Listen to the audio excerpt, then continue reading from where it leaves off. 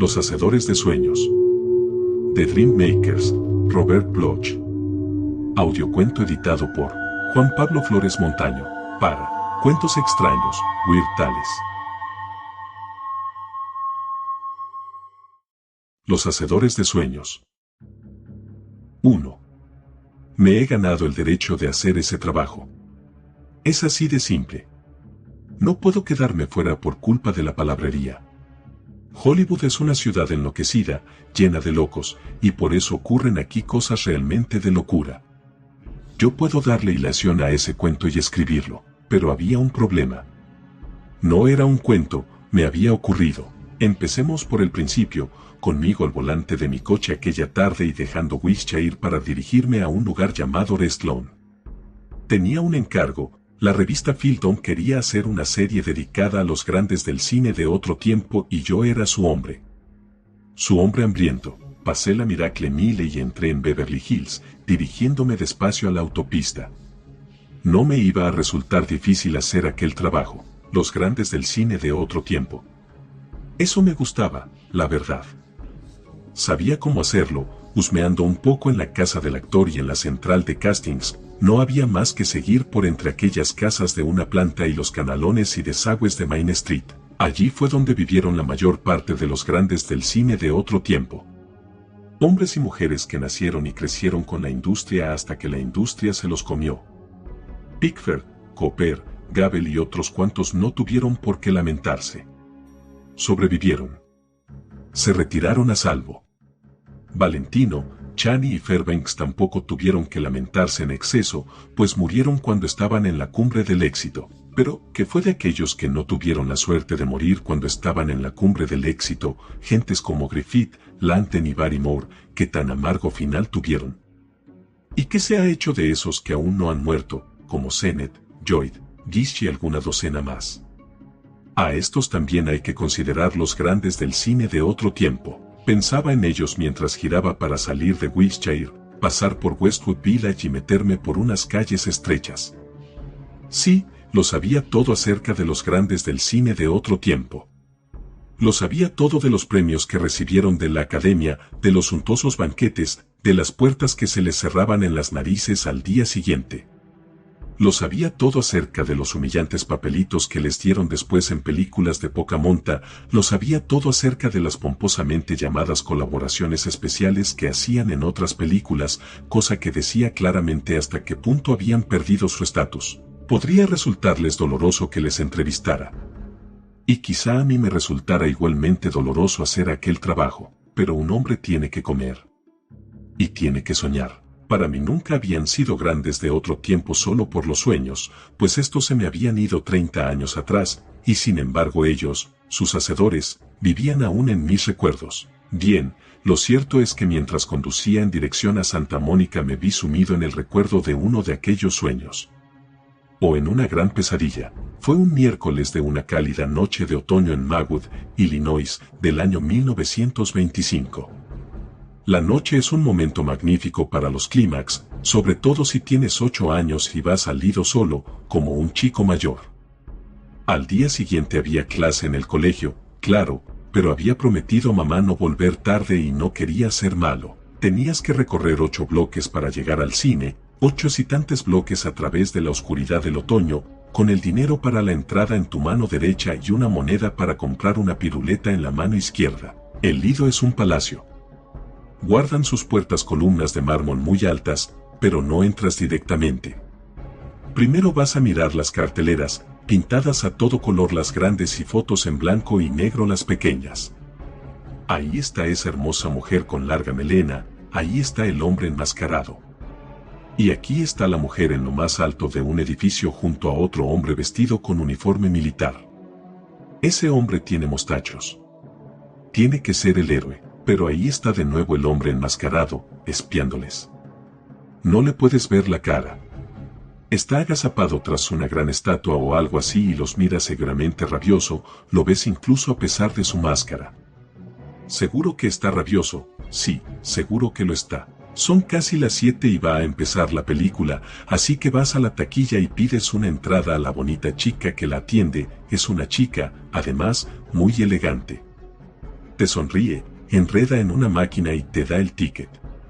Vas a la entrada y alargas el ticket a un hombre que también te sonríe. Vas luego a la barra donde venden dulces y refrescos y compras tu piruleta. Luego te diriges a la sala y te sientas. Va a empezar la película. Todo es maravilloso en el Lido, su vestíbulo es espectacular. Alfombras rojas, butacas tapizadas también en rojo, una gran fuente con agua para beber a un lado, agua que sale continuamente, no como en casa, que tienes que abrir el grifo y luego cerrarlo. Pero mucho mejor es aún la sala cuando se apagan las luces. Tienes por lo menos 1000 butacas para escoger dónde sentarte, todas muy bien tapizadas, blandas, cómodas. Cuando te recuestas en una te sientes como metido justo en medio de la película, y ves cabezas a ras de las butacas aquí y allá, a derecha e izquierda, adelante y atrás, y miras a ver si reconoces en alguna de ellas la de otro niño del colegio. Quieres que te vean en el cine solo, como un chico mayor.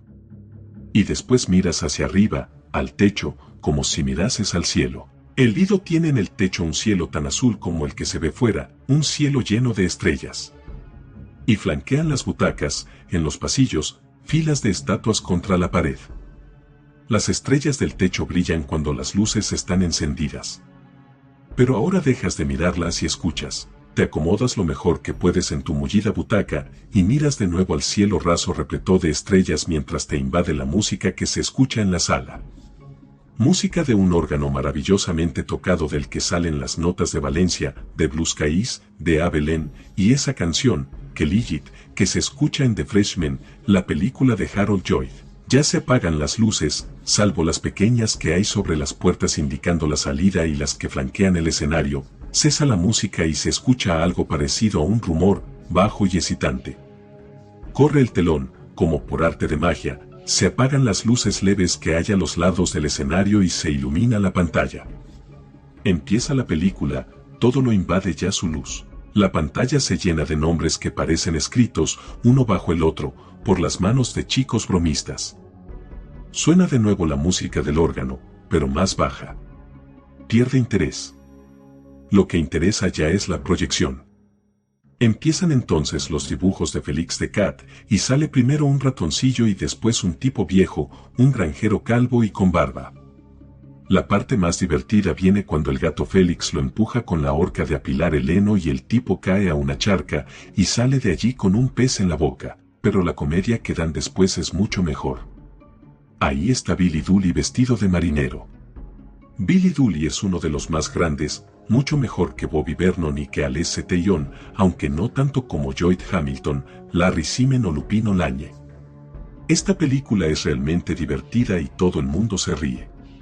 Billy Dooley salta por el aire y mueve los pies como si fueran alas 3 veces antes de caer de nuevo al suelo tranquilamente. ¿Cómo harán eso? Suena al final la música, ha concluido la película y se encienden unas luces azules no más de 1 minuto. Va a comenzar el largometraje, el que en realidad querías ver. Intuyes, por la música que suena y por esas luces azules que han estado encendidas brevemente, que es una gran película. Ahí está el enmascarado, quiere a la chica para sí, ha colgado a un tipo en una celda. La rapta y se la lleva al lugar secreto donde duerme en un ataúd y toca el órgano. Allí está, tocando con la máscara puesta, la chica está a su lado, sabes qué va a hacer y esperas. Finalmente lo hace, ella le quita la máscara. La cara llena la pantalla, parece desbordar la pantalla e inundar la sala, no hay en el mundo nada más que esa cara, apenas piel estragada sobre la calavera, una cara podrida, unos ojos hundidos con los que soñarás esa noche y muchas noches más. Ese es el sueño que te provocó Lon Chaney. Sí, Lon Chaney creaba sueños muy reales por aquellos tiempos. Nunca ha habido otro monstruo como Chaney, nunca ha habido un villano tan arrogante como Stroheim, nunca ha habido una heroína tan adorable como Barbara Lamar, ni un héroe tan valiente como William S. Hart. Todo eso me había llegado a la mente como desde 1.000.000 de años atrás, para irse en un segundo, mientras conducía por la Caprice Drive. Lucía el sol, caía el sol sobre aquel lugar llamado Rest Lawn. Aparqué, salí del coche, llamé al timbre. La mujer que abrió la puerta vestía un uniforme almidonado.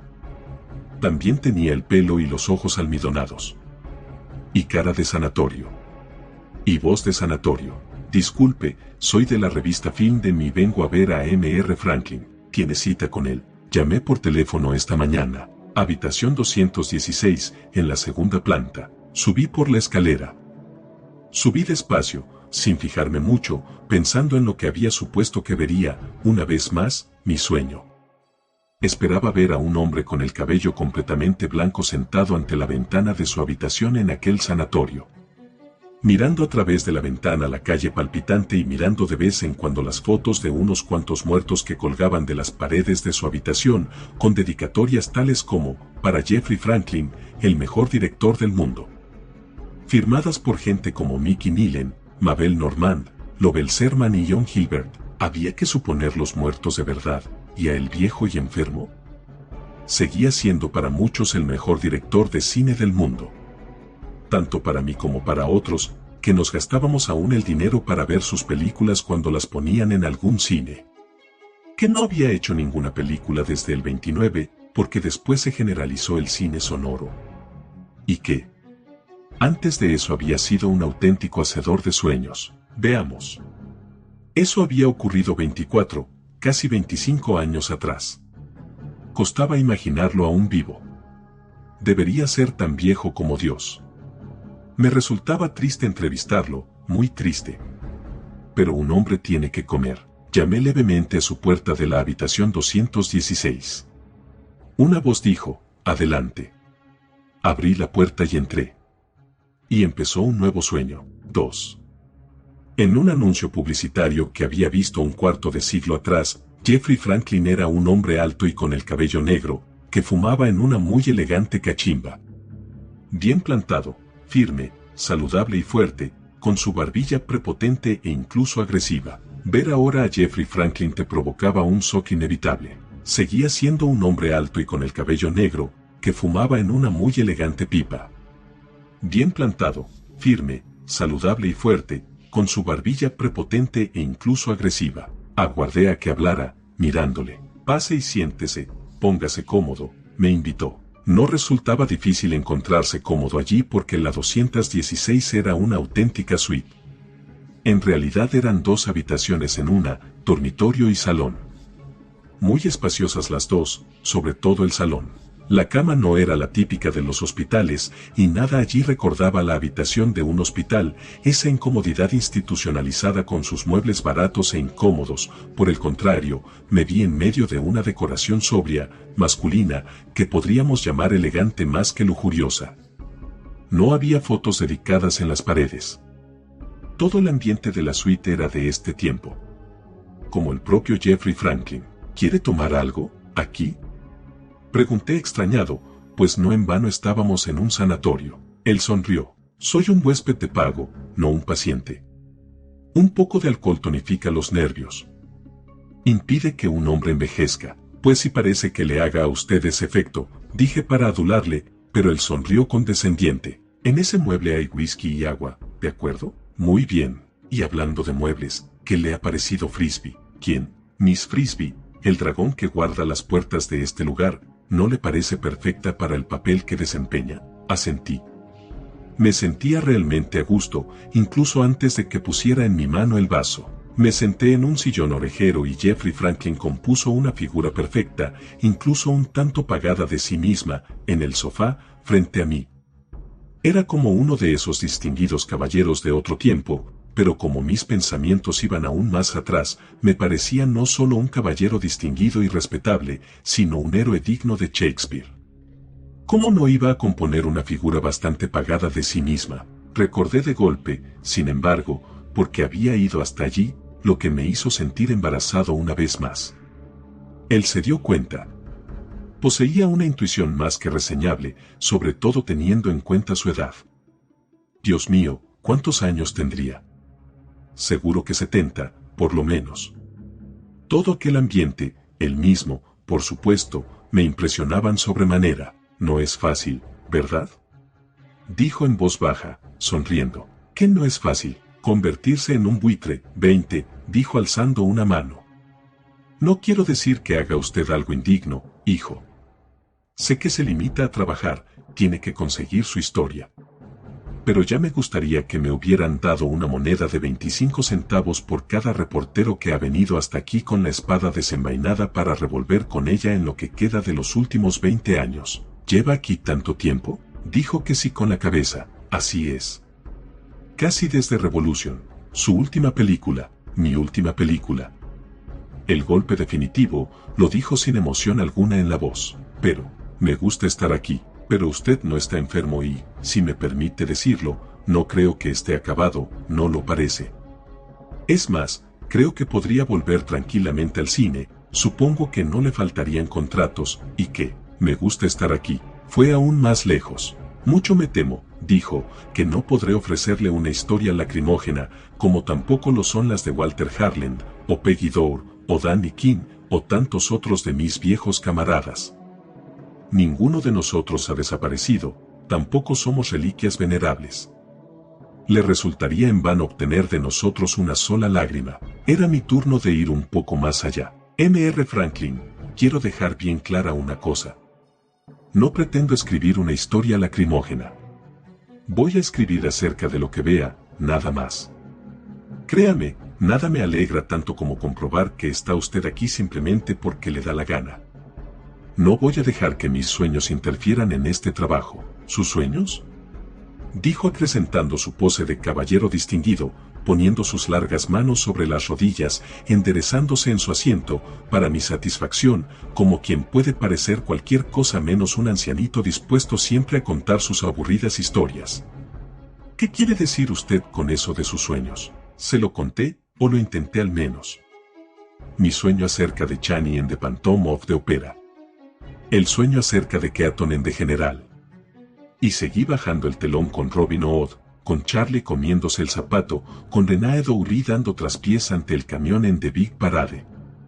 Así hasta revivir por lo menos medio centenar de momentos memorables que golpeaban mi mente con un gran sentido de realidad como el que tuve en aquellos días de mi niñez, cuando vi todas esas películas. Estuve hablando mucho rato. Acerca de las películas, de los actores, de los grandes directores del cine mudo. Acerca del efecto sensacional de la música del órgano, de la autohipnosis a que llevaban los tétricos sonidos del órgano que ambientaba las películas. Daba igual si había estado solo o acompañado cuando vi todas aquellas películas, me admiraban igualmente. Con cuántos cientos, o miles, o millones de otros seres había compartido aquella experiencia, todos nosotros, hoy, gentes en la edad mediana de sus vidas, algo difícil de aceptar, con cuántos compartí las ilusiones de aquellos buenos tiempos cuando la pantalla de plata era realmente plateada y brillaba con un extraño encantamiento. Trataba de figurarme, mientras hablaba, que era lo que en verdad había cambiado. ¿Sería solo que ya no era un niño? No, porque había vuelto a ver esas películas en repetidas ocasiones, en cuanto había un pase especial, Caligari, por supuesto, Zorro, Intolerance, docenas de otros títulos. Las últimas secuencias de The Strongman, tan graciosas, la escena de The Sith en la que Doug hechiza y levanta del polvo a un ejército es también un puro encantamiento. Bien, en cuanto a la admiración, ¿cuál es la actitud hoy día de la radio, la televisión, los ambientes artísticos más o menos a la moda, en lo que a las viejas celebridades se refiere? ¿Por qué se les rinde tan escaso tributo? ¿Es que acaso la guerra, la posguerra, la nueva era del terror, es que acaso la bomba atómica ha hecho algo más que dividir el átomo, es que todo eso no ha servido más que para arruinar los sueños? La materia de la que están hechos los sueños, dijo Franklin. Era, desde luego, un hombre con su repertorio cual es debido. Dijo eso con mucho énfasis, pero supe que lo decía con toda sinceridad. Me resulta extraña su especulación sobre todo aquello, musitó ahora. No creo que nadie, salvo nosotros mismos, los protagonistas de aquel tiempo, hayamos notado el cambio que se ha producido, escrutaba mi mirada. Walter Harland y Tom Humphrey, entre otros, aún están juntos si recuerdan. Debería usted hablar con ellos, si quiere hacer una serie de reportajes. Aún están en bastante buena forma, a pesar de su edad, les será fácil dar con ellos. Aproveché la puerta que me abría. Creo que se ofendería si los tratara igual que a usted, dije. Francamente, no podría contemplarlo a usted como a ellos. Admito que esperaba. ¿Esto? Jeffrey Franklin se levantó abruptamente y desapareció de mi vista, por así decirlo. En su lugar quedó un viejo encorvado, tullido, seco y lleno de arrugas, con los dedos como garras rascándose la barbilla tremolante. Recordé que, al fin y al cabo, había sido actor además de director, y que uno de sus trucos favoritos como director consistía en interpretar ante sus actores todos los papeles de la película, para que supieran cómo hacerlos bien. Tras su representación volvió a sentarse. Los años no pasan en balde, dijo. Todo acabó para mí con Revolution, mi único error. Una película que hice en contra de la opinión de los demás.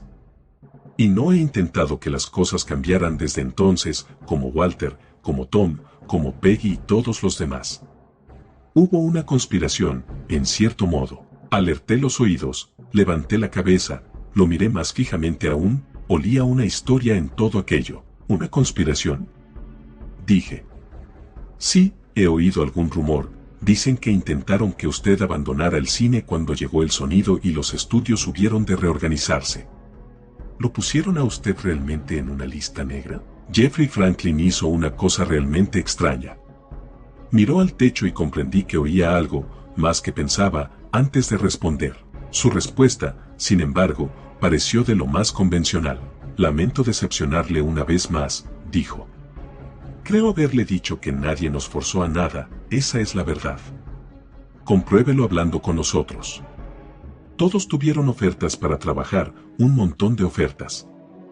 Muchos de ellos tenían la experiencia suficiente como para adaptarse sin problemas al sonido. Otros, sin embargo, decidimos que había llegado el momento de la retirada, sin más, quizá por sentirnos fuera del juego. Como ya le dije, Revolution fracasó, solo eso. Como otras películas fracasaron. Lo que pasa es que hay gente que no sabe aceptar sus fracasos, ni sabe retirarse a tiempo. ¿Se refiere a Gilbert, a Luke Cody y a Charles Ray, a gente así? Quizá. Pero pensaba sobre todo en Roland Blade, Faye Terris, Matt y Ryan. Era gracioso oír aquellos nombres que ya se me habían olvidado mucho tiempo atrás. Roland Blade, cuyo nombre se había hecho famoso junto a los de Navarro, La Roque y Ricardo Cortés, había llegado a hacer un par de películas sonoras y con ello se acabó su carrera. Faye Terris estuvo un tiempo en Candelero, fue una especie de Pola Negri americana, también hizo alguna película sonora antes de morir en el incendio de su casa de la playa. Me costaba recordar a Ryan. Había sido un tipo raro, un productor independiente, una especie de Thomas Ince. Veamos, ¿qué le pasó realmente? Fui recordando algunas cosas. Fue uno de los primeros entusiastas de la aviación, como el primer esposo de Mary Astor. Acabó estrellándose, encontraron su cuerpo partido en dos. Extraño. Todo era muy extraño. Casi todos ellos encontraron la muerte de forma violenta. Me vinieron a la mente los nombres de media docena más, todos de la misma época, todos muertos violentamente por los mismos años. Algunos, mediante suicidios cuanto menos misteriosos. Otros, muertos en incendios no menos extraños, o ahogados, o desaparecidos sin más. ¿Diría usted que albergó una especie de superstición a propósito de la nueva era que suponía el cine hablado? Le pregunté. Franklin sonrió. Un reportero, en todo momento se muestra usted como un reportero. Lo suyo, claro está, es poner palabras en la boca de la gente. Por favor, no me aplique ese truco efectista, en ningún momento he dicho o sugerido nada de lo que usted interpreta. Hizo una pausa y de nuevo voló su mirada hasta el techo antes de proseguir. Yo solo he querido decir que todos partíamos del mismo punto cuando llegó el sonido y comenzaron a producirse los cambios en Hollywood. Todos partíamos con la misma ventaja y con idéntica desventaja en aquellos felices años 20, habíamos trabajado juntos y competido noblemente. Quizá los buenos tiempos, nuestros buenos tiempos, habían pasado ya. Me refiero a los directores, a las estrellas del cine mudo. Había que seguir luchando por mantenerse en lo más alto, había que luchar también por adaptarse a unos cambios que afectaban de igual manera a la vida personal de cada cual, lo que para muchos supuso una tragedia, pues habían decidido seguir donde estaban, seguir en Hollywood, como se decía entonces. ¿Recordará usted a Lloyd Hamilton, o habrá oído hablar al menos de sus famosas fiestas? Y habrá oído hablar igualmente de Tom Mix y de su coche de $17,000. Y habrá oído hablar igualmente de lo que le pasó al pobre Wally Ray Darvakell y a muchos otros. Pues bien, algunos, sin más, decidimos apartarnos de todo aquello. Lamento no poder ofrecerle una historia sensacional. Lo intenté de nuevo. ¿No dijo usted algo de ir contra los deseos de alguien? ¿No dijo usted algo de una conspiración? Jeffrey Franklin se levantó de nuevo. Creo que me ha malinterpretado, dijo. Me refería a nuestros deseos como grupo. A nuestro deseo de abandonar el cine. Y debo decirle que en realidad no hubo conspiración alguna, era solo una manera de hablar. Ahora, si me disculpa. Estoy un poco cansado. Pero créame que he disfrutado mucho con la entrevista, lo veía realmente cansado. No había nada más que hacer, pues, salvo estrecharnos la mano y dirigirse a la puerta. Le sonreí. Él volvió a mirar al techo. 3. Entré en aquella pequeña librería preguntándome si sería la dirección correcta. No había nadie más que el dependiente, un hombre de mediana edad, gafoso, que leía un libro sentado a la mesa del establecimiento. Lo apartó de su vista al verme entrar. ¿Sí?, dijo. Busco a Walter Harland. El hombre se puso de pie. Era más alto de lo que me había parecido y menos viejo de lo que también me había parecido. Se quitó las gafas y sonrió. Era, evidentemente, Walter Harland. Había algo dramático en tan simple revelación. Y algo más, algo vagamente terrorífico. Era mucho más joven de lo que debiera. Franklin también era más joven, o lo aparentaba, como Harland, de lo que debiera. Ambos, en realidad, estaban más o menos igual que en el año 29 o el 30. Traté de apartar de mí aquel pensamiento y olvidarme de aquella sensación mientras me presentaba, le explicaba mi búsqueda y el trabajo que pretendía, y aludía a mi visita anterior a Jeffrey Franklin. Walter Harland asentía en silencio. Lo esperaba a usted, me dijo al fin. M.R. Franklin me contó que le había visitado. Me alegro de que M.R. Franklin se lo haya contado, respondí. Me miraba con los ojos entornados. No diga nada, no hace falta, dije.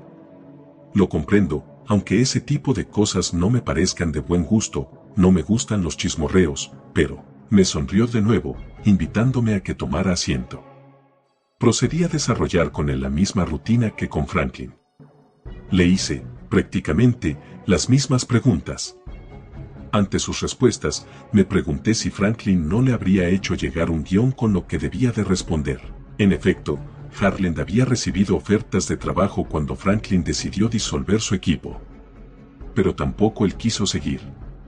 Sí, había ganado dinero suficiente como para vivir sin mayores problemas, se había comprado aquella pequeña librería y estaba contento. Había descubierto que era mucho más grato leer las intrigas y conspiraciones de otros que interpretarlas. Tenía que hacer un esfuerzo más, sin embargo. ¿Qué hubo de aquella conspiración, o conspiraciones?, le pregunté. Corre por ahí el rumor de que usted fue víctima de un complot que lo llevó al ostracismo. Sería muy dramático, muy apropiadamente dramático, decir que Harland empalideció súbitamente. Pero se limitó a encender un cigarrillo. Si hubo o no alguna alteración dermatológica en su piel, fue tan leve que ni la percibí. No crea usted todo lo que oye por ahí, dijo hablando con gran seguridad, directo y claro. Esto no es una película de serie B, ya sabe a qué me refiero. Nos fuimos del cine porque había llegado el momento de abandonar la película, sin más. Hablamos de ello, lamentándolo en cierto modo, pero sin mayor problema, con gran tranquilidad. Había que dejarlo ya, nada más. Pero usted estaba entonces en lo más alto, era famoso y admirado, ganaba un montón de dinero, quizá temió caerse desde la cúspide de su fama y hacerse pedazos. ¿Fue eso? Exactamente, pareció feliz ahora. Bien, estábamos en la pantalla de nuevo, cara a cara, plano contra plano. La verdad es que me hubiera gustado irme de allí en ese preciso instante. Pero un hombre tiene que comer. Así que mostré la mejor de mis sonrisas y lo miré directamente a los ojos. Ya he oído esa canción un montón de veces, le dije, pero no voy a comprarme el disco. La verdad es que todas las notas me suenan a falso. Escuche, M.R. Harland, no quiero resultar ofensivo, pero me gustaría hablar de hechos, solo de hechos. En los años 20 usted fue un hombre famoso, muy famoso, una de las grandes estrellas del negocio. No pretendo emitir un juicio sobre usted como actor, por supuesto que no, pero puedo decir que era muy bueno, como se lo pareció entonces a mucha gente. Y lo dicen en muchos libros. Usted disfrutó de su fama, como tantos otros, y actuaba porque además le gustaba hacerlo. Firmaba autógrafos. Se fotografiaba posando con trajes de seda, acudía a los estrenos en sus Rolls, lo besaban las admiradoras, tenía amantes. Iba a las proyecciones del Montmartre con muchas de aquellas lobas hambrientas. Pero era usted el que se las comía, ¿no es verdad? Cloqueó un poco. Un buen actor siempre cloquea y se hincha ante los elogios. Supongo, dijo. Pero nos hacemos viejos, es inevitable hacerse viejo. Mire, es como lo de Peter Pan, un actor en realidad no crece, aunque envejezca. Usted lo sabe, no se me haga de nuevas. Nada puede apartar de su estupenda rutina a un ídolo de las matines como lo fue usted. Nada, excepto, quizá, el miedo. Un miedo muy concreto a algo muy concreto. Vamos, dígame a qué tuvo usted miedo. Me sentí orgulloso de mi repertorio, o de mi rutina de trabajo, porque pareció surtir efecto. Ahora respiraba Harlan nervioso, callado durante un buen rato. Habló al fin. De acuerdo, dijo suavemente, como entregado. Tuve miedo, mucho miedo, es cierto. ¿Recuerda usted las películas que protagonicé? Aquellas secuencias fantásticas, las peleas, las acrobacias que hacía, todo el repertorio de trucos de Fairbanks, en fin. Pues me identificaba con aquello totalmente, me sentía feliz haciéndolo. Un día, sin embargo, fui al médico para someterme a un chequeo rutinario. Se alarmó, me hizo electrocardiogramas. Imagínese el resultado. Mi corazón fallaba. El médico me recomendó que comenzara a tomarme las cosas con calma si quería vivir más. Por un momento me sentí molesto conmigo mismo. Me dije que tenía que ser más precavido. Si yo representaba el papel de un interrogador, Walter Harlan representaba el de un hombre enfermo del corazón. Observé que, tras hablar, miraba al techo. Quizá había allí una mosca, zumbando. Pero otra cosa ocupaba mis pensamientos. No dije una palabra, sin embargo. Me limité a sacudir la cabeza. Harlan se levantó, evidentemente dispuesto a dar por concluido el guión que le había escrito Franklin cuidadosamente. Abrió las manos, no obstante, dubitativo. ¿Quiere saberlo todo, no es así? Me dijo con cierto abatimiento. No solo quiere hacer un reportaje, esto significa mucho más para usted. Asentí en silencio. Pues mucho me temo que no hay nada más que decir. Me condujo a la puerta, pausadamente, poniéndome una mano en el hombro. ¿Le gusta leer? Sí, pues lea. Yo leo mucho desde hace 20 años o más. Me interesan especialmente las obras de Charles Fort. ¿Lo conoce? Bien. Mire, Fort tiene una teoría acerca de los ciclos y de los hechos. Es un tanto spengleriano. Dice, por ejemplo, que cuando llegó el tiempo de las máquinas de vapor la gente comenzó a comportarse como una máquina de vapor. Nada pudo hacerse para evitar aquella aceleración. Pero es que nada podía hacerse para retardarla. Quizá nosotros hicimos lo que debíamos en el momento oportuno, sin más. Ya en la calle, miré al cielo. Seguro que Walter Harlan estaba sentado en su librería mirando al techo. ¿Qué habría en aquel techo? 4. El resto fue una especie de recorrido por un kindergarten. Encontré a Peggy Doure en Pasadena. Danny King tenía un barco en Balboa. Tom Humphrey trabajaba en su tienda, reparando aparatos de televisión, no muy lejos del mercado de abastos. Se imaginará el lector qué tipo de gente vi, cuando les vi. Rostros excesivamente jóvenes para su edad, respuestas evasivas, una historia cortada por el mismo patrón. Y una mirada ausente en los ojos. En conjunto constituían un gran puzzle, un enigma. Las historias de detectives no son lo mío, por desgracia. Me encuentro desplazado en un tipo de historia que no puedo escribir. Todo aquello, en fin, me iba conduciendo a un gran fiasco, eso me temía. ¿Dónde estaba el drama, la corazonada, el patos, la música de violín entre bambalinas? Todo parecía haberse acabado para ellos en 1930, la historia parecía, aun siendo actual, desarrollarse en la época en la que todos ellos trabajaron en el cine. Cuando hacían literalmente las películas, nadie parecía reparar en ello. O sí, esa posibilidad me golpeó mientras conducía para entrevistarme con Tom Humphrey. Aquí había una historia, por todos los santos, incluido entre ellos Louis B. Mayer. No había solo un reportaje o una serie de reportajes. Había una película. Cómo se congregaban para ver las películas de Joe Olsen, la vida de Will Rogers, todas esas breves biografías filmadas. ¿Por qué no hacer lo mismo con la vida de Jeffrey Franklin? Una gran película muda en glorioso Technicolor, sin embargo, o Warner Color, o Cinecolor, ¿por qué no? Es verdad que la 20th había hecho Hollywood Cavalcade, aunque unos 20 años atrás. Pero ahí tenía yo una historia. Llámenlo coincidencia, llámenlo hado, llámenlo como quieran llamar a su película soñada. Nada de trabajar con imitadores, remedos o parlanchines, bastaba con la ayuda que supone el maquillaje moderno, la iluminación actual. Podía hacerse la película con el casting original interpretando sus papeles en la vida real, todo muy natural. Todo perfectamente encajado. Rutilante. Ya imaginaba el léxico que utilizaría el Variety para elogiar la película, que comenzaba a cobrar forma incluso antes de que me sentara a la máquina de escribir para hacer la sinopsis. Fue una buena sinopsis, y no lo digo porque fuese mía. Lo dijo Cy Charney, sentado en su oficina, fumándose 2 cigarros mientras la leía evidentemente complacido. Me satisfizo enormemente que uno de los mejores agentes se volviera loco con mi idea para hacer aquella película. Puedo colocar esto mañana mismo, me dijo. Es absolutamente brillante. Claro que no tienes un nombre hecho, pero la historia es magnífica. Creo que podré hacer que te lleves, a ver, unos 30 o 40 de los grandes. Quizá necesites que te ayude a desarrollar la historia un guionista. Contrata a uno, muchacho. Creo que estuve a punto de partirme el cuello de tanto asentir en silencio. Ponte en marcha, me dijo Charney. Sal por ahí, que yo me encargo, tengo buen ojo para estas historias. Salí de allí, las cosas iban tan rápido que apenas podía dar crédito a lo que había oído. Pero la cosa no dependía de lo que oyese, sino del buen ojo de M.R. Charney.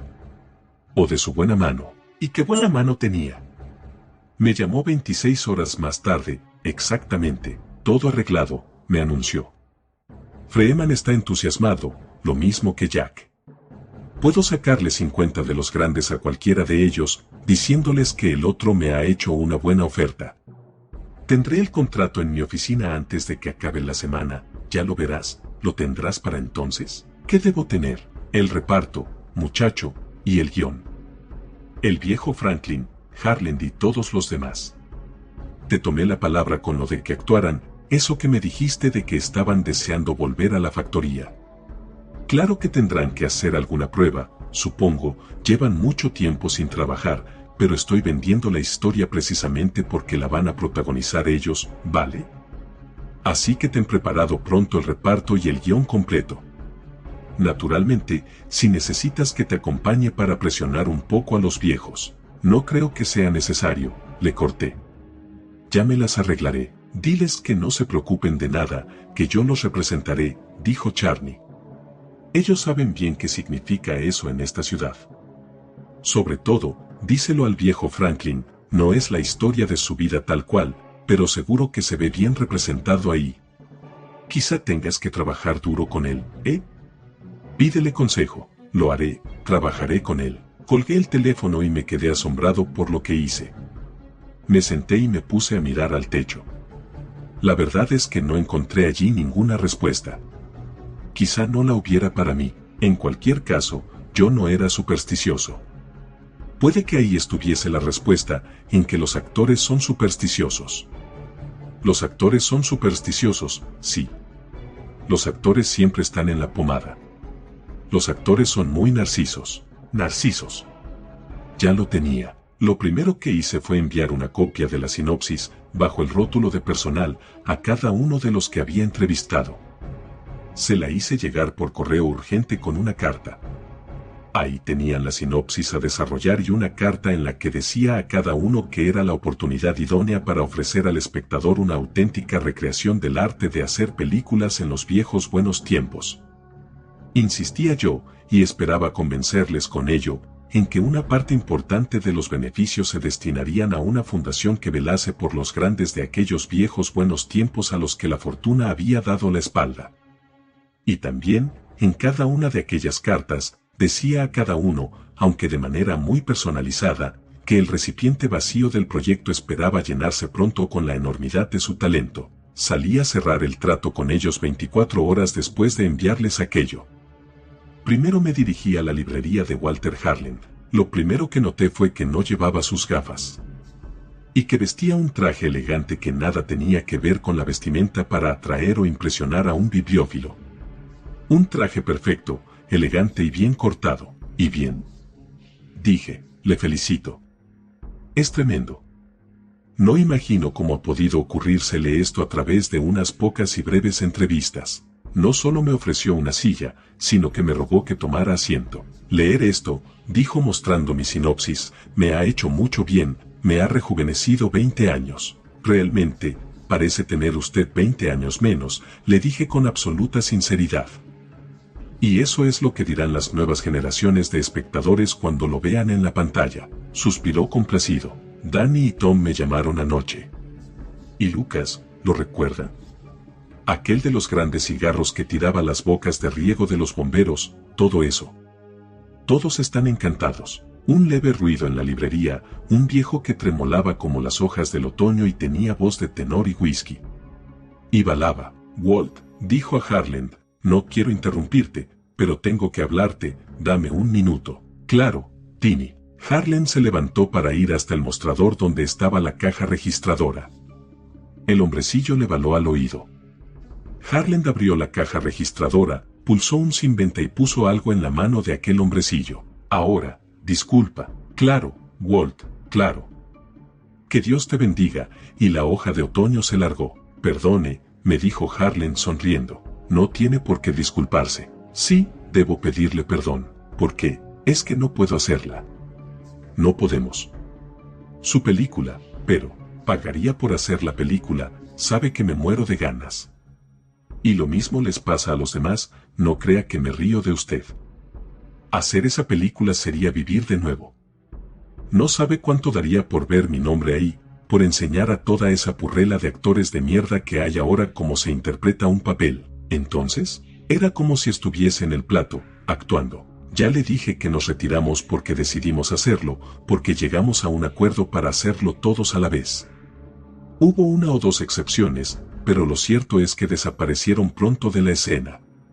Usted ignora lo que pasó, pero puede investigar por ahí, seguro que encuentra a esas excepciones y se lo cuentan.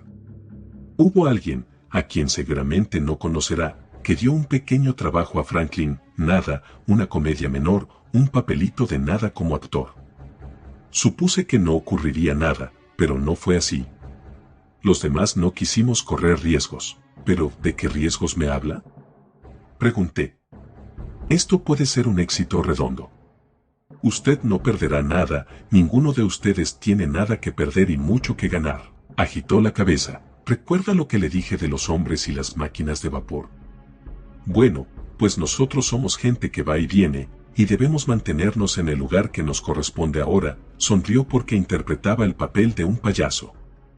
Puede usted apostar lo que quiera, por otra parte, que no hay película que pueda hacerse sin el viejo, y él nunca consentirá en hacer la suya.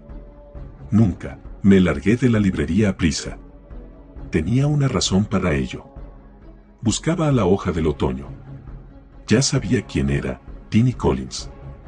Una vieja reliquia que jamás había sido un gran cómico, sin embargo. Un comparsa para Jaime y Man, Billy Bevan y Jack Tuffy. Lo recordé en la tienda, en aquella breve escena que protagonizó con Harland, y supe dónde lo encontraría. Estaba 4 puertas más abajo. Lo vi al fondo del bar, solo, con un whisky seco y una cerveza por toda compañía. Ahora no parecía tremolar, al fin y al cabo estaba de vuelta a casa. Hice uso de la fórmula mágica. ¿Es usted Tini Collins? Le invito a un trago. Ocurrió entonces que me vinieron a la mente un montón de títulos de películas en las que había actuado. Ocurrió también que fui capaz de tomarme unos cuantos whiskies y unas cuantas cervezas. Ocurrió entonces que lo tuve como anclado y lo pude llevar a lo que era mi idea particular de un puerto bien abrigado. Tini era un tipo gracioso. Aún bebiendo mucho se mantenía sobrio. Dejó de soltar sentencias y se puso pensativo. Yo aún no había dicho nada de la película, pero ya tenía pensada una escena para él. En realidad esa escena no era otra cosa que dedicarle un reportaje, sin más. Éramos amigos. Y a un amigo se le puede pedir cualquier cosa, ¿no? Vamos, dije, ¿qué pasó con todos sus viejos compañeros? ¿Por qué se retiraron cuando estaban en lo más alto? ¿Y me lo pregunta a mí? He estado haciéndome esa misma pregunta los últimos 20 años. ¿Por qué lo dejaron? Conmigo fue diferente. Yo quedé fuera de combate, pero ellos no tenían razón para irse. Parece que lo decidieron a la vez. Lo sé, Tini, y no dejo de preguntarme por qué. No tiene sentido. No tuvo ningún sentido, añadió Tini. Se fueron, aunque tenían ofertas de trabajo. Ya me hubiera gustado a mí estar en su pellejo. Yo no tenía trabajo. Yo, Tini Collins, que había trabajado con Terpin, con Fields, con un montón de gente. Lo sé, Tini, lo sé. Tomemos otro trago. Bebimos y esperé un poco antes de seguir preguntándole. Estoy seguro de que tiene alguna teoría sobre aquello. Claro que tengo una teoría, me respondió. Varias teorías. La primera, que están muertos. ¿Muertos? Claro. Hicieron una cosa de esas, como lo llaman. Un pacto suicida. Cuando oyeron que Blade, Teris, Ryan, Todd y todos los demás se habían suicidado, decidieron hacer lo mismo. Llegaron a un acuerdo y se largaron todos a la vez. Empezó a reírse, pero se vio interrumpido por un ataque de tos. Pedí otra ronda. No están muertos, Tini. ¿Cómo? Oh, claro que no. Pero aparentan estarlo. ¿No lo ha notado? Fíjese en mí. Tengo la misma edad que Tom Humphrey, pero me parece que estoy algo más avejentado. Compruebe usted mismo la diferencia. Yo soy una auténtica ruina y él parece que acaba de rodar de Black Tiger, su última película. Y lo mismo ocurre con los otros. Parece que se hubieran acartonado nada más hacer su última película, como si hubieran muerto y alguien los hubiese embalsamado y echado a andar. Me puse a pensar en su teoría por unos instantes. También consideré la posibilidad de que la rutina de Tini, a base de cervezas y whisky, le hubiera alterado su capacidad de percepción. ¿Tiene alguna otra teoría? Le pregunté. Tini me miró. Hubo de hacer un gran esfuerzo para hablar, pero al final lo consiguió. Sí, ya le dije que tengo más teorías. ¿Contará a alguien lo que le diga?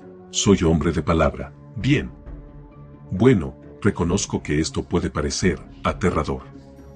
Pero creo que todos ellos están marcados, dijo, y se aferró a su cerveza. Marcados, repetí, y bien marcados. El viejo Franklin fue quien los marcó.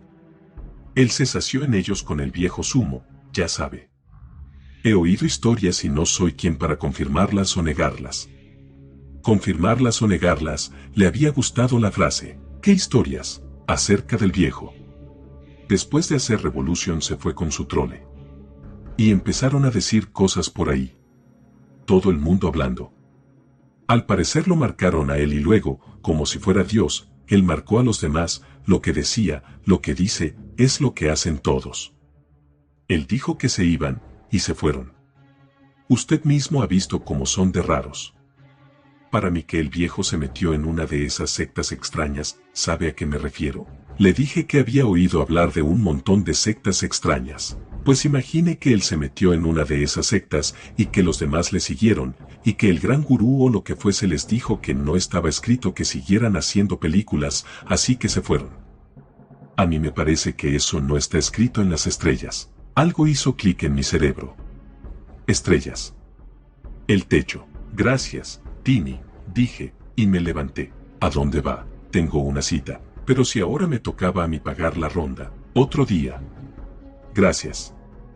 Muchas gracias, y me largué. Conduje hasta casa. Conduje despacio, pues pensaba en aquello que dice in vino veritas. Tini, al fin y al cabo, me había hecho pensar. Las piezas comenzaban a unirse. Recordé un sinfín de cosas referidas a Jeffrey Franklin que tenía olvidadas. Sus supersticiones, más que conocidas. La manera en que mantenía en tensión un rodaje y suspendía las escenas hasta que daba con el actor que creía imprescindible. La manera en que se cargaba secuencias enteras, como Stroheim, porque algo no le gustaba. La manera en que motivaba a los actores, nunca riñéndoles sino rogándoles. Rogándoles. Como rezándoles. Y esa manera de mirar al techo, lo rememoraba ahora, esa manera tan sobreactuada de hacerlo, como si esperase una inspiración divina. Pensé que quizá estuviera en ese mismo momento consultando a algún astrólogo. Bien sabe Dios que muchos de los grandes de los viejos y buenos tiempos del cine lo hacían, y que muchos actores de hoy lo siguen haciendo. Imaginé que quizá alguno le estuviera diciendo en ese preciso momento que Cáncer estaba en la casa de Urano, o a la inversa, qué sé yo. Algo así, podría ser. Y como podría ser, tenía que encontrar a su particular escudriñador de las estrellas. Debía de ponerme rápidamente con eso, sin demora. Llegué a casa y me puse a trabajar. Había un montón de astrólogos en el listín telefónico. Tenía que llamarlos a todos, uno por uno si fuera necesario, y no fue necesario. Sonó mi teléfono antes de que empezara y una voz me dijo: «Soy Jeffrey Franklin. He recibido su carta y quería preguntarle cuándo podemos vernos. Esta misma noche, si quiere, Mr. Franklin». «Bien. Tenemos mucho que hablar. Voy a hacer su película». 5. Estábamos en la suite, bebiendo escocés. El sol se ponía por el Pacífico, cortesía de la MGM, y la Universal sacaba a relucir su luna en Technicolor. Franklin comenzó la conversación. «Verá, no ha sido su historia lo que me ha convencido, aunque admito que es magnífica, sino la llamada del jefe del estudio, imagínese. Y me ha dicho que su coche viene en camino». Asentí mientras pensaba que Mr. Charney, ciertamente, tenía buen ojo y mejor mano. «Ya se imaginará», siguió diciendo Franklin, «lo mucho que eso significa para mí, volver a ese bendito lío después de tanto tiempo. Claro que las cosas ahora serán distintas, pero estoy seguro de que me haré de inmediato con todo lo referido a la cuestión técnica. Estoy al tanto de muchas cosas, leo de American Cinematographer, y sé que puedo readaptarme perfectamente. El jefe tiene fe en mí. Y sabe cuánto supone para mí volver a la industria, dirigir de nuevo». «¿Dirigir? Por supuesto». Franklin sonrió con cara de luna. «Ha sido la mejor sorpresa que me ha dado. Imagínese, dirigir y actuar en una historia que habla de mí». Pues no tenía Mr. Charney ni tan buen ojo ni tan buena mano. Franklin no había entendido mal. No había ningún error. Estaba borracho de su propia adrenalina. «Nunca supuse que se acordarían de mí», siguió diciendo. «Por supuesto, hubo una de esas cenas de la academia, hace algunos años, y me invitaron, pero creí que fue solo una deferencia. Y ahora, ese hombre, ahí, sentado en su oficina ejecutiva, con todo el mundo escuchándole hablar conmigo, y cuando digo todo el mundo hablo de gente importante, deseando conocerme o verme otra vez. No puede imaginarse cuánto significa eso para mí, hijo. Y todo gracias a una idea suya». «Es usted un auténtico hacedor», dijo exaltado. «Sí, claro que estoy dispuesto. Dispuesto y preparado. Por primera vez en muchos años he tenido que ser honesto conmigo mismo y reconocer que estoy preparado. Tengo la completa seguridad de que todos nosotros juntos sorprenderemos a la industria con nuestro arte, porque aún tenemos mucho que ofrecer». La intoxicación es contagiosa. Empecé a sentir un cierto subidón. 50 de los grandes, menos el 10% para el agente, son $40,000, a los que hay que descontar la mitad por impuestos, lo que daba una bonita suma de 20,000 limpios. Había dinero para pagar a un ayudante de guión. Franklin, por otra parte, podría ayudarme en eso, suponía yo, así que adelante, a buscar a uno de los buenos, 3 hurras por los grandes de los viejos tiempos. Y 3 hurras por... Entonces sonó el teléfono. Jeffrey Franklin se levantó para atender la llamada, lo hizo de una manera especial, un tanto sobreactuada, como es propio de los actores. Su inflexión, la modulación de su voz, fueron impecables. Sí, yo soy Jeffrey Franklin. Observé atentamente cómo se desarrollaba la escena. Y percibí su repentina agitación, la súbita tristeza. No, no. Es terrible. ¿Dónde? Claro, todo lo que necesite. El viernes por la tarde, sí, ¿dónde será? Bien, mañana. Gracias. Colgó el teléfono y volvió a sentarse. Por un momento pareció realmente viejo. Malas noticias, dijo. Un viejo amigo ha muerto esta misma tarde, un accidente, parece. Le ha atropellado un camión. El funeral será el viernes por la tarde, y tengo que ir, por supuesto. Habrá que posponer hasta el lunes la reunión con la gente del estudio, agitó la cabeza. Es muy duro ver cómo se van yendo todos, uno tras otro. Lo comprenderá usted cuando tenga mi edad, hijo. Lo siento mucho, dije. ¿Alguien a quien yo conocía? No creo. Era uno de los viejos tiempos, sí, pero poco conocido, alguna vez trabajó conmigo. Tiny Collins. Aquello me golpeó, pero permanecí en silencio, con la boca bien cerrada. Y callado seguí mucho rato, después de despedirme de Franklin, y callado seguí buena parte del día siguiente, hasta que me reuní con el inefable Mr. Charney, que no dejaba de moverse de un lado a otro agitando mucho sus manos, extasiado por nuestra buena suerte. Me mantuve lejos, sin embargo, de Harland y los otros. No debían saber que me había entrevistado con Collins. No tenían que saber de mis incipientes sospechas, al fin y al cabo, tampoco terminaba de tomármelas muy en serio, pero el viernes por la tarde fui al funeral. Allí estaban Danny King, Peggy Doure, Tom Humphrey y Walter Harland, con otros 4 más cuyos nombres nada me decían. La prensa local y el reporter publicaron obituarios de rutina. Tiny Collins, vivo o muerto, seguía sin ser noticia.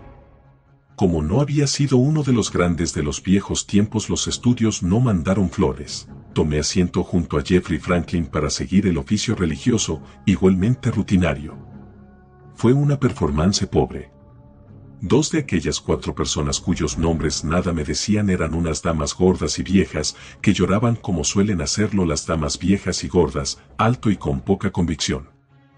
La capilla parecía un set de rodaje sin preparar para la escena, con la iluminación escasa, lo propio de un alquiler barato, lo propio de un per diem elemental. Era el funeral, por otra parte, propio para un tipo como Tiny Collins, que había trabajado con Turpin y con Fields, y a saber con cuantos más, un hombre que prácticamente vivía en una cueva desde hacía años y que al fin tenía un papel estelar que interpretar, no obstante pobre. Tampoco hubiera podido pavonearse de verlo. El organista interpretó rutinariamente las piezas de rigor. ¿Por qué me recordaba tanto aquellos silencios de los viejos tiempos, en las salas de proyección, cuando el organista hacía una pausa? Acabó la función y salimos. La producción concluiría en el cementerio. El entierro no duró mucho.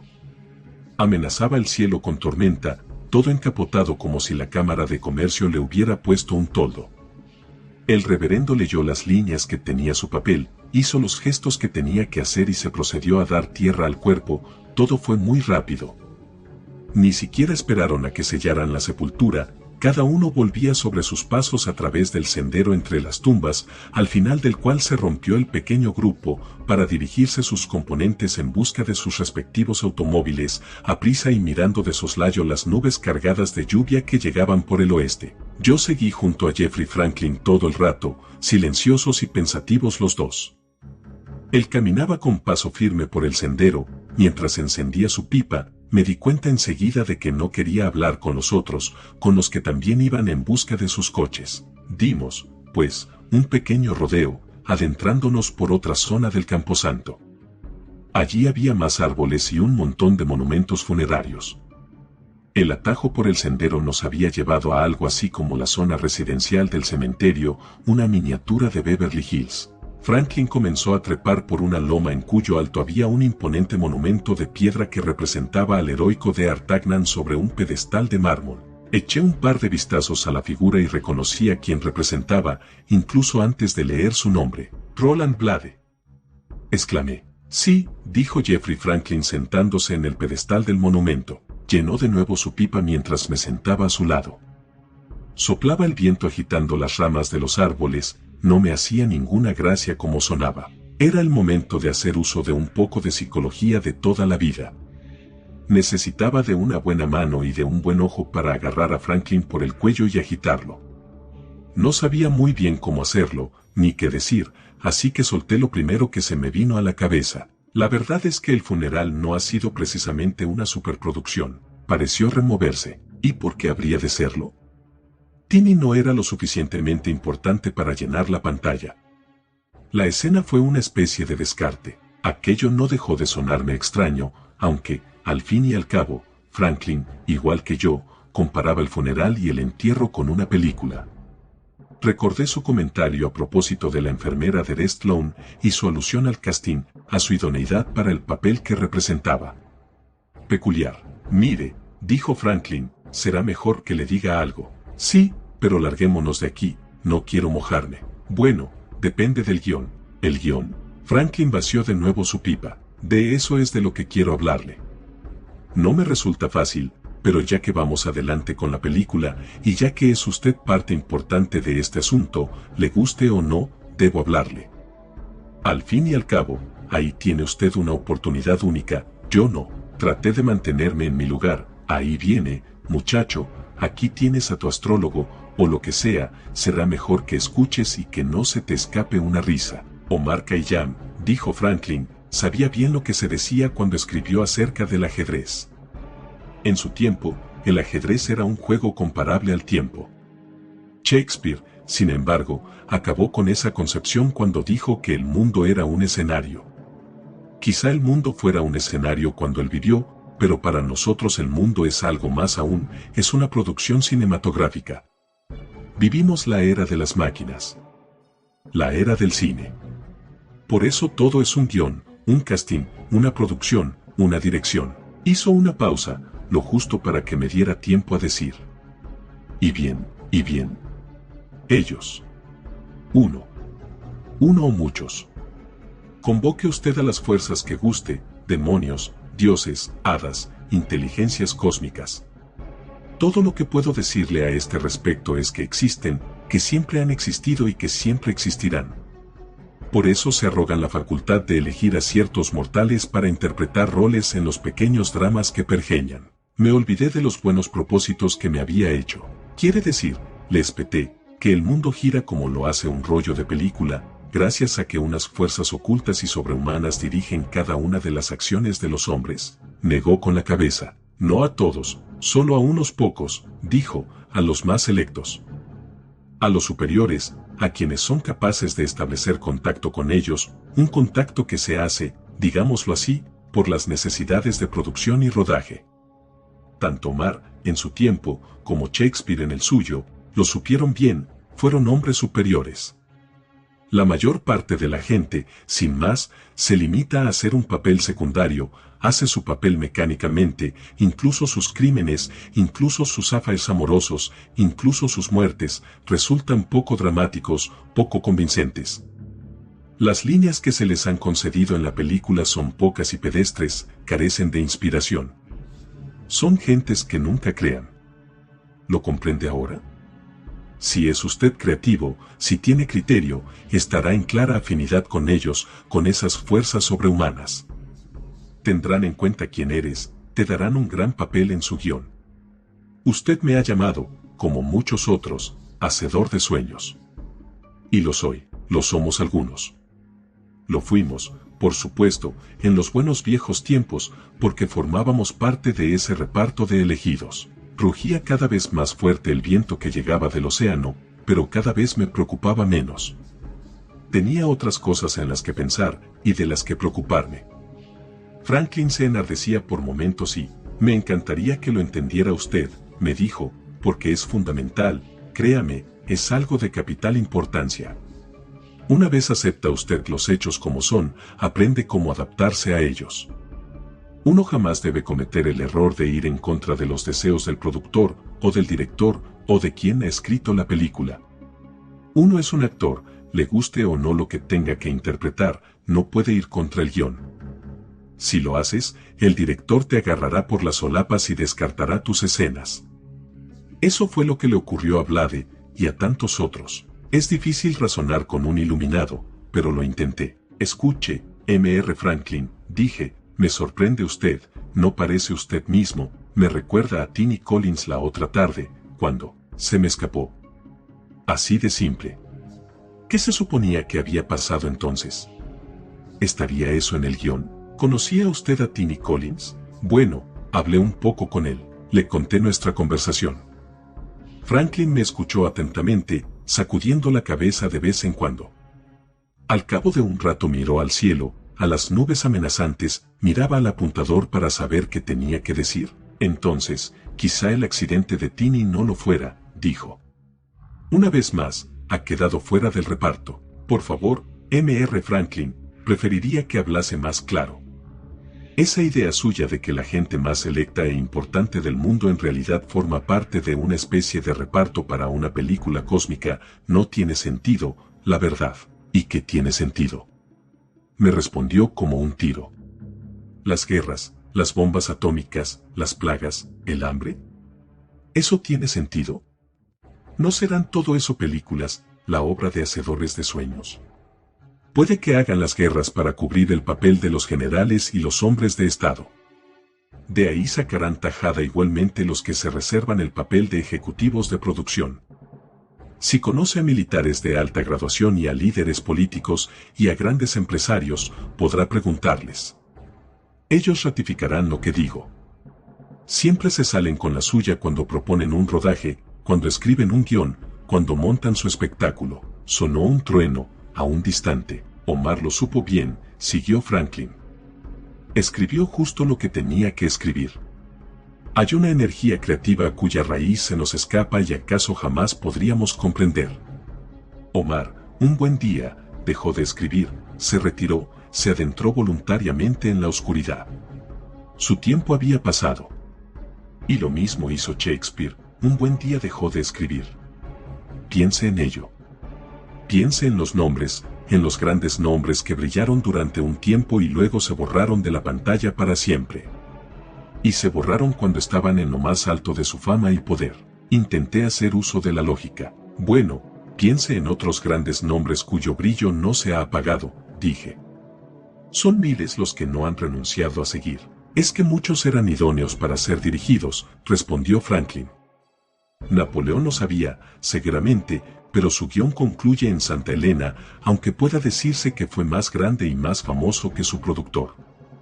Dirá usted que su nombre sigue ahí, que vuelve. Pero en la vida no hay demasiadas oportunidades para el regreso, de hecho, a pesar de su fama, la era de Napoleón pasó pronto, el mismo pasó hace un siglo. El cielo se oscurecía por momentos. Franklin encendió de nuevo su pipa y el humo pareció llenar el aire con miles de ojos enrojecidos que pronto se perdieron en el viento. No crea que me limito a especular, a exponer una teoría, hijo. Hablo de lo real, dijo Franklin. Le estoy hablando de mí mismo, de mi compañía, de muchos que aprendieron el secreto de la existencia cuando creábamos sueños mudos. Tuvimos éxito, es cierto, mucho éxito, un éxito rápido y espectacular. Aquella era del silencio. Pero llegó la era de las palabras e imperó un nuevo guión que clamaba por nuevos intérpretes. Algunos, nada más, nos limitamos a hacer una elección. Por otra parte, no había demasiadas alternativas, o nos íbamos o nos echaban. Los más sabios nos retiramos. La guillotina de los nuevos tiempos se encargó de muchos que pretendieron seguir. ¿Lo ve ahora? Lo veía. Puede que tenga usted razón, pero no sé por qué me cuenta todo esto. Franklin sonrió. Fue una sonrisa algo fantasmal, o con la luz cenicienta de un fantasma. Porque resulta que en los últimos días, dijo, he descubierto que soy algo más que un actor. Soy un hombre. Y un hombre debe guiar su vida. Creo, por eso, que puedo plantarme ahí y conducir mi espectáculo, manteniendo la atención de la audiencia por mí mismo, como lo hice durante más de 20 años. Así que ahora puede interpretar su propio papel, no el que ellos le asignen. Me alegro. Quiero dirigir ese guión. Me siento un director. Bien, dijo él, y pensé que sí, que estaba muy bien, pues hagamos esa película. Me palmeó la espalda. Haremos esa película, hijo, siguió diciendo, pero debo prevenirle. Hay que tener en cuenta al que corta y descarta las escenas. Cuando el director levanta su dedo índice, para hacerme explícito lo que pretendía decir, el viejo alzó su largo dedo índice señalando la estatua de Roland Blade. Y se dejó sentir un trueno más, ahora muy fuerte y cercano. Aquello me hizo meditar por unos instantes. Pensé en Blade, en Faiteris, en Matti Dayan, y en tantos más que desafiaron la llegada del sonido al cine y que murieron porque más que llegarles la hora había acabado su era, y además murieron de forma violenta e inexplicable en muchos casos. Pero, ¿y si murieron antes de que en verdad les hubiera llegado su hora? No. Corten. Mejor cortar después de que a uno le llegue su hora. Supuse que si nos veían y escuchaban entonces, en aquella escena que Franklin y yo desarrollábamos, apreciarían nuestra interpretación, nuestra gestualidad. Deseé que fueran ellos los que nos hacían una seña, los que nos avisaban de su presencia y atención mandándonos aquella tormenta. La máquina hacedora de lluvia, comenzó el chaparrón. Me levanté rápido y corrí hacia el sendero. Miré atrás, suponiendo que Jeffrey Franklin me seguía. Ahora voy, me dijo, estoy pensando, que, vamos, a prisa.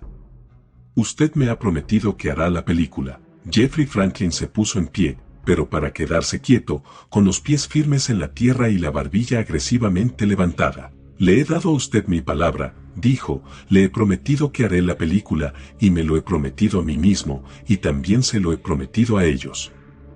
Por primera vez tengo la oportunidad de dirigir mi vida y mi película, claro que haré esa película. Le sacaba unas 100 yardas de ventaja, la noche era ya oscura y el chaparrón era en realidad un auténtico diluvio. Así y todo, le vi la cara. Seguía con la barbilla agresivamente alta. Jeffrey Franklin consultaba de nuevo al cielo, y entonces ocurrió todo. Fue un rayo, naturalmente. Un vulgar rayo de tormenta que abatió a Franklin y arruinó mis sueños, mis esperanzas, mi película. Todo. Como dirían posteriormente los periódicos, y como tantas veces me lo repetiría yo en lo sucesivo para espantarme el miedo, incluso entonces, cuando corría hasta el cadáver de Franklin, fue un lamentable, un estúpido accidente. Pero también es cierto que no pude evitar considerar, mientras corría hacia él, que aquello fuese una revelación o una realización. Sí, lo había partido un rayo, es verdad. Pero para mí, que lo vi perfectamente, aquello, más que un rayo, fue el brillo de unas tijeras gigantescas.